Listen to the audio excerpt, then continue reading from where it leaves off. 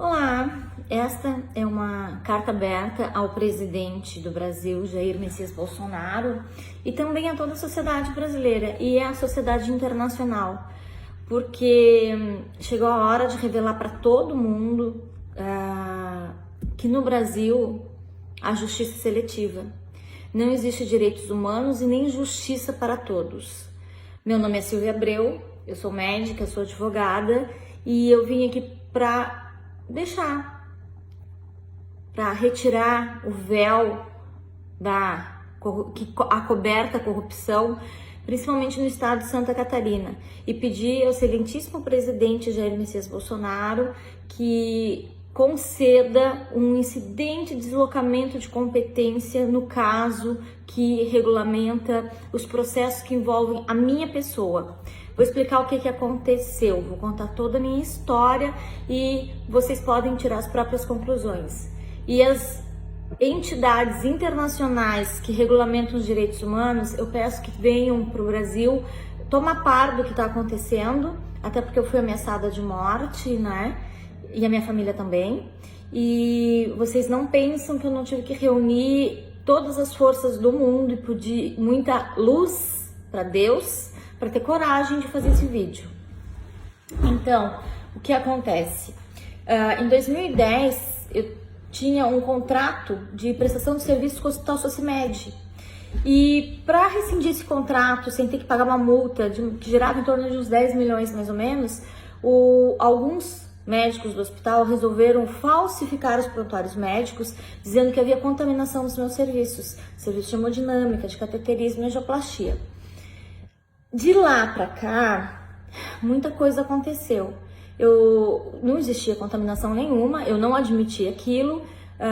Eu estava fazendo faculdade de Direito na época, estava fazendo pós-graduação em perícia médica, perícia criminal forense, e achei aquilo um absurdo, sabe? Porque eles falsificaram evoluções, inseriram evoluções retroativas nos prontuários dos pacientes e o hospital ingressou com uma ação rescisória, pedindo liminarmente para me retirar do hospital, sem saber quem tinha razão.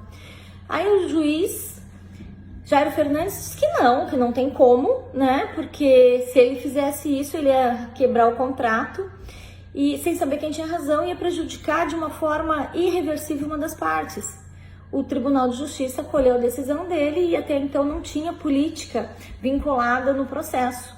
A partir daí começou um festival de corrupção que vocês não têm mais noção. O Dr. Jairo virou desembargador a convites, foi para o 2º grau e ingressou o Dr. Edir Josias Becker no lugar dele. Esse juiz ingressou na comarca no dia 1º de dezembro, no dia 19 tinha uma liminar para eu sair do hospital com uma máquina de hemodinâmica nas costas. E ele saiu de férias. Nós ingressamos com um pedido de julgamento antecipado, porque o hospital alegava que não me conhecia, que eu estava clandestina dentro do hospital. E impossível, né? Porque até a primeira nota fiscal da minha empresa foi emitida contra o hospital. Então não tinha como eles alegarem isso. O juiz entrou de férias, entrou um outro juiz no lugar chamado Lírio, o Dr. Lírio. O Dr. Lírio viu aquele absurdo todo, era um juiz substituto, e terminou julgando, porque todas as provas estavam no processo. O hospital foi condenado por litigância de má-fé e, para mim, juntei tudo, fui procurar o Dr. Ricardo Poli, que era presidente do Conselho de Medicina, Conselho Regional de Medicina na época. O Dr. Ricardo me disse que não tinha nada que ele pudesse fazer em relação às falsificações dos prontuários, que ele só via uma única saída, que seria uma composição, até porque ele era amigo pessoal do presidente do hospital na época, o Dr. Manuel Bertoncini. Beleza, retornei.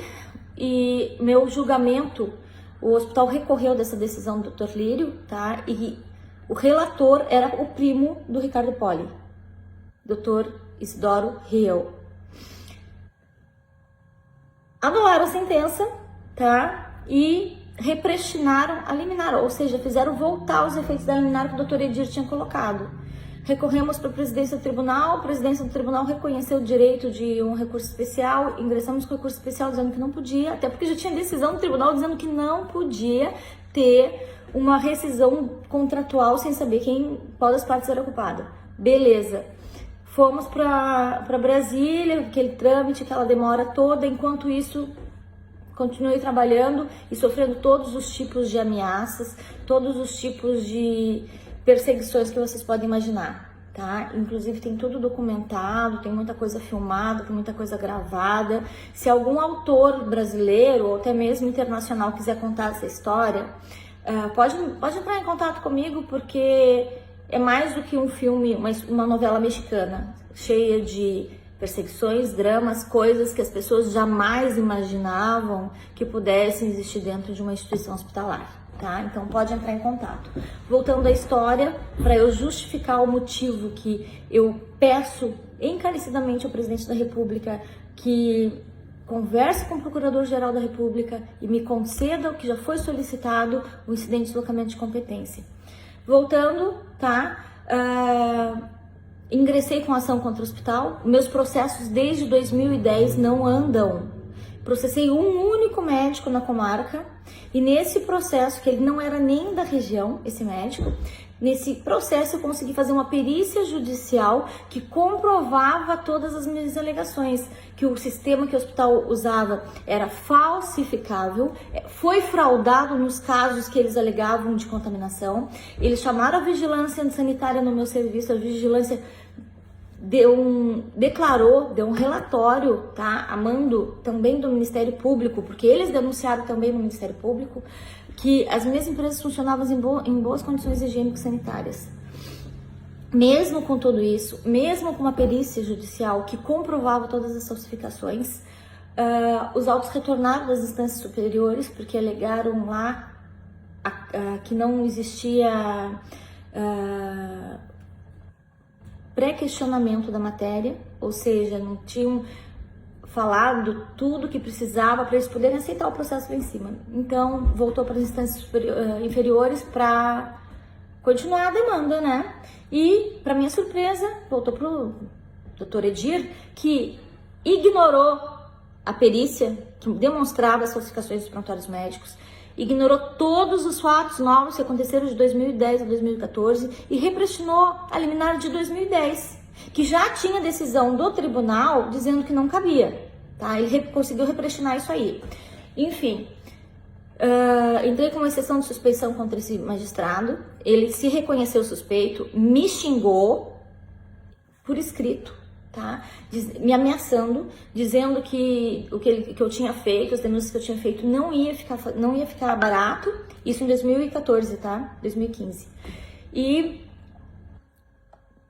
outro juiz, passou para outros juízes, devido a pressões externas, começaram a se dar por suspeitos, tá? Então, pressões externas essas vinculadas à política no estado de Santa Catarina, ou seja, fiz vários boletins de ocorrência, tá? Mostrando que eu estava sendo ameaçada de morte, ameaçada da minha família, que eu estava sendo perseguida, inclusive dentro do hospital. Enfim, em 2015, o Dr. Wellington assumiu os processos. Eu conversei com a Corregedoria do Estado de Santa Catarina, Dr. Antônio Zanon, e ele me disse, fica tranquila, que é um juiz imparcial, que é um juiz honesto, que agora suas demandas vão correr todas tranquilamente, não sei o que. Enfim, fiquei tranquila e comecei a observar as primeiras decisões desse magistrado. Ele manteve a mesma linha do Dr. Edir, tá? Ele determinou a reintegração de posse para o hospital, mandou retirar todas as minhas coisas sem julgar o processo, sem olhar a perícia que demonstrava as falsificações dos prontuários médicos. E enquanto isso também várias denúncias que eu fiz no Ministério Público, tá? Mostrando que a empresa Philips, a multinacional, participava junto com a Socimed nessas falsificações, porque eles vendem o TASI, que é o Sistema de Gerenciamento de Dados, e eles fazem atualizações constantes nesse sistema. Enfim, nada aconteceu, as denúncias não andam, não prosperam, nem nos conselhos de medicina, tá? Existia uma demanda criminal na comarca de Tubarão, tá? Da denúncia que eu fiz das falsificações. A delegada Jucinês, ela conseguiu transformar todas as pessoas indicadas na perícia como fraudadoras, ela conseguiu transformar em testemunhas, tá? E recorri dessa decisão dela, que sugeriu o arquivamento do processo, né? E as demandas continuavam. O Dr. Wellington, então, tomando umas decisões absurdas para um juiz, que no mínimo ele tinha que analisar os fatos novos, de 2010 a 2014, eu desconfiei. E aí eu comecei a investigar. Eu descobri que o advogado da Socimed, Dr. André da Col, que era corregedor da OAB de Santa Catarina na época, ele simplesmente era o padrinho de batismo do Dr. Wellington. Vocês imaginem o que eles fizeram, o que o Dr. Wellington fez. Ele pegou todos os meus bens que não faziam parte do processo, tá? O processo era apenas se eu tinha direito de explorar, conforme o contrato que eu tinha, né, por 20 anos, o serviço de hemodinâmica dentro do hospital. E tudo isso começou porque a hemodinâmica sozinha, em 2010, faturou mais do que o hospital inteiro, e eu tinha 6 funcionários e o hospital inteiro tinha 115. Então, o hospital quis assumir o serviço por causa disso, por interesse econômico, tá? Antes de retirarem a minha máquina de cateterismo de dentro do hospital, o hospital já tinha comprado uma máquina. O hospital tinha certeza e a garantia do Dr. Wellington que ia me tirar de lá. Ele só não me tirou de lá como ele colocou todos os meus bens num depósito judicial, numa praia, que não tinha a mínima condição para guardar e armazenar os bens hospitalares. E adivinha quem era o depositário fiel dos meus bens antes da remoção? O administrador do hospital, que eu estava processando, que é o José Francisco Pitt, que é o testa de ferro do Eduardo Pinho Moreira. Somente esse foi o depositário fiel. E eles escolheram um depósito que não tinha o telhado vedado, que tinha areia no chão, que não tinha as paredes revestidas. Paguei uma taxa para a vigilância ir lá fazer uma inspeção desse galpão judicial. Até hoje eu estou esperando. Eles não foram. Eles não vão. As coisas não funcionam em Santa Catarina. Tem bloqueio político, tem bloqueio funcional. A corrupção está incrustada no sistema. Foi muito tempo de determinadas pessoas no poder. As coisas não andam, não funcionam. O que a população precisa entender e que os nossos governantes precisam entender, tá? Que a gente precisa ter uma fonte de denúncia para as pessoas não sofrerem toda essa perseguição absurda que eu tô sofrendo, que eu não consigo mais trabalhar no Brasil. As pessoas precisam, Bolsonaro, por favor, tá? A ENCLA tem acordos com o Brasil para desenvolver projetos de proteção à testemunha. Eu fui no TRF4, eu fui no Conselho Federal da OAB, eu pedi proteção na Polícia Federal, eu pedi proteção para todo mundo, ninguém conseguiu me encaixar. Eu fui pessoalmente no TRF4, eu fui no gabinete do desembargador responsável pelo projeto Westenblot, que era um projeto de proteção à testemunha. Ninguém consegue proteger uma testemunha no Brasil. Um esquema de corrupção como esse, que envolve uma multinacional, tá? Que lá no país delas, lá na Holanda, são regulamentados pela Convenção de Crimes Cibernéticos. Vem aqui para América Latina, vem aqui para o Brasil, achar que a gente é o quê? Retardado, que a gente não conhece as leis? Falsificar prontuário, inserir dados falsos no prontuário, inserir valores que os pacientes não usaram. As enfermeiras usam o meu nome e o nome de outros médicos para prescrever quando a prescrição é uma garantia exclusiva do médico. Bolsonaro, eu te peço encarecidamente e peço também às instituições internacionais que tiverem acesso a esse vídeo, tá? Para vir a Santa Catarina ver o que está acontecendo e para me conceder, tá? Para mim e para toda a minha família, proteção e o incidente de deslocamento de competência. Fui alvo, tá, de droga, colocaram droga dentro do sótão da minha casa, que era a única área da minha casa que não era coberta pelo alarme judicial.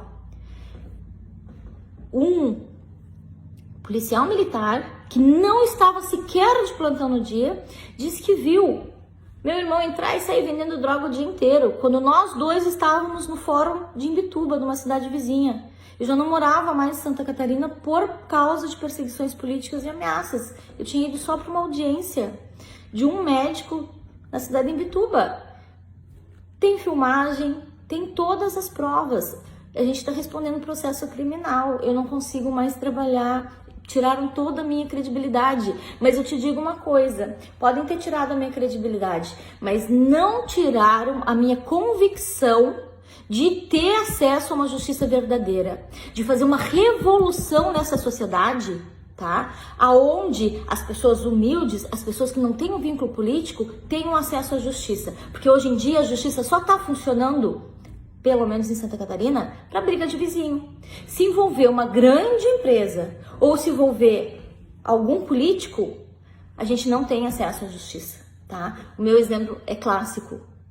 Não podiam ter concedido a liminar num processo de rescisão contratual sem avaliar quem realmente tinha dado motivo à rescisão, tá? Quem realmente era a parte culpada. Até porque existe já uma sentença num julgamento antecipado, condenando a parte contrária, condenando o Hospital Socimed, inclusive imputando a eles litigância de má-fé por ter falsificado, criado provas perante o judiciário. Então, a política envolvendo a justiça promove o caos social. A gente proteger delegado, policial militar corrupto, a gente dá margem a eles. A gente tira a credibilidade das instituições públicas.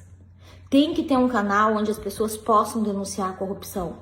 Os meus dados foram violados, tá? No dia que fizeram esse flagrante forjado, que forjaram tudo isso para me incriminar, os meus dados foram violados antes de eu terminar o meu depoimento. A delegada Jucinês, a mesma aquela lá que mandou arquivar a denúncia que eu tinha feito dos prontuários, ela trocou o plantão no dia, era ela que estava lá. E essa delegada, ela mandou calar a boca. Meu depoimento tá gravado. Ela desligou o depoimento quando viu que eu não queria parar, eu queria contar o que tinha acontecido para ela investigar, para ela chegar realmente na pessoa que tinha colocado droga lá. E sabe o que ela fez? Ela desligou. E ela voltou depois a gravar, depois de ter me ameaçado e ter dito que eu não podia falar mal da polícia militar. O primeiro depoimento na parte criminal, todo mundo sabe que é o depoimento mais importante. Que depois chega os criminalistas e aí a história às vezes muda um pouco, né? Então, eu queria dar todos os dados. Eu chamei o IGP, o Instituto Geral de Perícias, para ver a autoria, para pegar a digital, para ver quem foi que colocou o negócio lá. Pergunta se eu tive acesso. E isso que eu era ex-perita do Instituto Geral de Perícias, tá? Eu não tive acesso a isso. E vocês sabem o que aconteceu? Processaram meu irmão, porque o meu irmão assumiu tudo. Quando a gente chegou na delegacia, a gente viu que... Quem era o juiz que estava lá? Edir Josias Becker. Aquele que prometeu que nunca mais ia julgar nenhuma ação que eu ou as minhas empresas ou os representantes das minhas empresas estivessem envolvidos. Detalhe, o meu irmão era o administrador das minhas empresas, tá? E o juiz resolveu julgar. Meu irmão assumiu toda a culpa, sem saber o que tinha dentro da minha casa, sem saber a quantidade que tinha. E isso, o depoimento dos policiais mostram, entendeu? Ele assumiu toda a culpa porque ele sabia que se me prendessem, que eu seria morta dentro do presídio. Ele assumiu toda a culpa sem saber o que era que estava acontecendo, tá? Assumiu toda a culpa porque o juiz que estava lá era o nosso algoz. Era o mesmo juiz que determinou guerra contra nós em 2015 e 2014. Por escrito, tá? Por escrito, tá na sentença dele que se afasta do processo, dizendo que eu não tenho ética, que eu não sou uma boa advogada e outras coisas. Esse mesmo juiz, tá? Foi quem mandou meu irmão pro presídio. Meu irmão ficou preso injustamente, cerca de 150 dias. Entrei com uma reclamação constitucional. A delegada Jucinês e o policial militar que sequer estava de plantão, tá? E que foi dizer que receberam uma denúncia anônima, que depois mudaram o depoimento da polícia dizendo que não foi denúncia anônima, porque o batalhão informou que não teve nenhuma ligação, as ligações são gravadas. Ela e esse policial falsificaram um boletim de ocorrência para apresentar para a Suprema Corte Nacional, pro STF. Eu entrei com uma reclamação constitucional por tudo que fizeram comigo. Meu escritório foi violado. A polícia me disse que tinha alguém querendo me matar. Usaram de coação psicológica para entrar na minha casa, de noite, no período noturno, sem mandato judicial. Entendeu? A situação é muito grave. A polícia militar, alguns policiais militares, eu vou dizer que não são todos. Eu tinha alguns pacientes que eram policiais militares, gente, pessoas honestas, pessoas boas, que viviam extremamente pressionados com a corrupção do sistema, porque eles não podiam abrir a boca, não tem aonde denunciar nada, entendeu? Entendo perfeitamente porque que tem 6 ou 7 juízes na comarca que se declaram suspeitos. Se você não quer julgar, não pode julgar corretamente, é melhor se declarar de suspeito do que fazer coisa errada que não vai de encontro com a sua consciência. Compreendes? Então, Bolsonaro, já tem 20 minutos, 21 minutos de vídeo. Eu vou deixar aqui uma carta que eu escrevi para você contando tudo isso, tá? E preciso te dizer que na minha defesa desse processo criminal, eu ingressei pedindo várias provas, tá, para provar a corrupção da polícia, e acharam por bem não aceitar a denúncia contra mim, e daí não foi produzida nenhuma prova. Essa decisão desse juiz, tá, de primeiro grau, o Ministério Público recorreu, tá, e o tribunal resolveu 2 anos depois abrir processo contra mim, para eu responder um processo criminal. Detalhe, todas as provas que eu pretendia produzir, inclusive com GPS da viatura da polícia, a filmagem da GoPro do policial, que eu já tinha solicitado, inclusive fui agredida dentro da delegacia nesse dia, eu pedi a filmagem, não tive acesso a nada, embora a lei diga que eu tenho. Chamei a OAB nesse dia, dentro da delegacia, também a OAB não compareceu, né? Tudo isso, tá, comprova que não existe a mínima possibilidade de eu ter acesso à justiça no estado de Santa Catarina.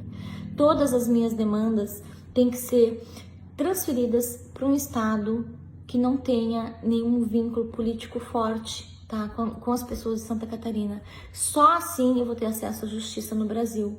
E realmente eles conseguiram me quebrar economicamente, né? Então eu peço apoio também às instituições internacionais que regulamentam os direitos humanos no Brasil, tá? Eu peço apoio porque eu quero denunciar a Philips numa agência que investiga corrupção nos Estados Unidos. Eu não tenho condições financeiras para isso, e eu quero ter acesso também aos direitos internacionais, e eu não tenho conhecimento técnico de direito internacional e não tenho condições de contratar um escritório de advocacia para isso.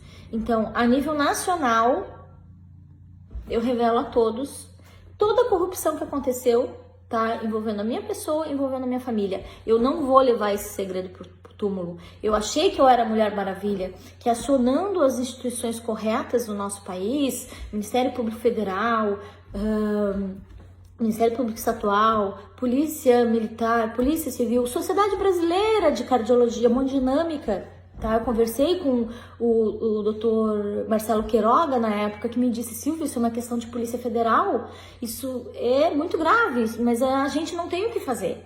Eu acionei todas as instituições que eu pude a nível nacional, tá? As pessoas têm medo, Bolsonaro. As pessoas muitas pessoas honestas sabem o que eu tô passando, mas não têm coragem de me ajudar, não têm coragem de abrir a boca, porque elas têm medo. Então, pro povo eu peço, pessoal, me ajuda a viralizar esse vídeo, me ajuda a viralizar a carta do Bolsonaro, que eu escrevi pro Bolsonaro. Só assim a gente vai ter um pouquinho de chance de mudar a realidade nacional. Se tiver que mudar a Constituição para a gente conseguir acesso de verdade à justiça, mudamos a Constituição, vamos fazer um plebiscito, vamos fazer o que for, vamos convocar um novo poder constituinte, mas do jeito que está, não dá. O judiciário não pode ser escolhido politicamente.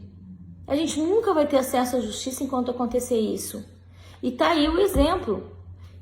viralizem esse vídeo, porque pouquíssimas pessoas vão ter coragem de vir se expor e contar tudo isso para vocês. As pessoas sofrem caladas, as pessoas sofrem com medo de morte na família, as pessoas sofrem com medo de ameaça à própria vida. E não pensem que eu não tenho, tá? Já fui muito ameaçada, já fui muito perseguida, mas eu não quero levar esse segredo pro túmulo, que nem a Marielle, que até hoje ninguém sabe exatamente os motivos que foi morta, os motivos que envolvem aquilo lá. Pronto, tá aberto. Existe na República de Curitiba, ou seja, na segunda vara criminal de Curitiba, uma ação popular que eu ingressei, contando todas tudo o que aconteceu nesse período todo do meu processo. É uma ação que tem mais ou menos umas 500 páginas só de ação, mais não sei quantas páginas de documentos, filmagens, tem tudo lá, tá? Então, se acontecer alguma coisa comigo, que sirva tudo isso que eu passei, tá? Se não para agora, para o futuro, para ser estudado nas escolas de direito, para mostrar o que não pode acontecer dentro dos processos judiciais. 10 anos de processo sem uma audiência de instrução e julgamento, mas com liminar destruindo totalmente, aniquilando totalmente uma das partes. Eu espero, do fundo do coração, tá, que todo esse meu sofrimento sirva para mudar os rumos dessa nação. Assim como existiu a lei Carolina Dickmann, que exista a lei Silvia Abreu ou a lei de proteção real às testemunhas, que a gente possa denunciar corrupção nas instituições públicas. Só assim a gente vai conseguir mudar a realidade desse país. Não adianta cobertar no princípio da moralidade, dizer que não pode ter escândalo envolvendo instituição pública porque tira o prestígio. Nossas instituições já estão desprestigiadas. As crianças veem a polícia e jogam pedras. A gente tem que mudar isso. A polícia é para proteger a população. Não é para receber comando político para ir incriminar inocentes. A polícia não é para isso. A polícia é para proteger a nação. E a gente tem que voltar aos velhos conceitos. Se para isso a gente precisa mostrar quem realmente é, o que está realmente acontecendo nas nossas instituições públicas para depois melhorar, vamos lá, vamos mostrar. E Bolsonaro, a gente precisa